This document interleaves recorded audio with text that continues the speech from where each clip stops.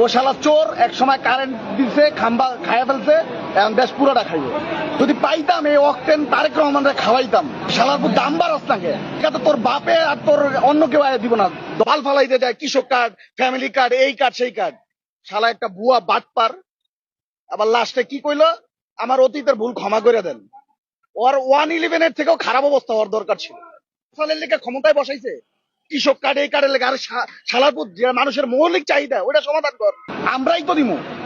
130 টাকা অক্টেন ছিল না হাসিনার আমলে, 35 ছিল না, এখন বাড়াইতে সমস্যা কি? এক মাসের মধ্যে তো 50,000 কোটি টাকা অন্তত পক্ষে খায়া লাইছে ঋণ। বাদ বাকিটা তো আল্লাহই জানে। আর মায়ের ওই যে হাদি কয়ে গেছে না, সংসদে ঢুকা পিটাইবো, সংসদেও যেমন লাগবো না, এটি মরবো রাস্তাঘাটে পড়ে। আগের দিন তো ভাগ্যা যেতে পারছে, এটি ভাগতে পারবো না। এই দেশের ভবিষ্যৎ যে কি, আর ওই যে কি বলছে, আই হ্যাভ এ প্ল্যান, এই প্ল্যানের বাস্তবায়ন চলতেছে। ও শালা চোর, এক সময় কারেন্ট দিছে, খাম্বা খাইয়া ফেলছে, এখন দেশ পুরোটা খাইবে।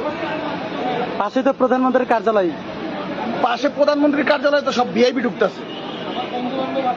এই পর্যন্ত লাইন আসলে নর্মালি আসলে 6টা পর্যন্ত তেল পাইতাম। এত ভিআইপি যদি থাকে তাহলে নারায়ণগঞ্জ পাম্পে যে তেল নিয়ে আসবো ভিআইপিরা। আর লজ্জা শরম সরকারি লোকের ন্যূনতম নাই, বিশেষ করে তারেক রহমানের তো নাই। ওই যে দেখেন না, সংসদে বক্তব্য দিতে যাই ভুলভাল কয়, 8 পাস তো, এর বেশি মেয়েটা খাটে না তো তার। এই শালার পুতকে পরিণতি হইব যে লন্ডন আবার যাইবো আর কি। আর যে কিছু কমু যদি পাইতাম এই অক্টেন তারেক রহমানরে খাওয়াইতাম।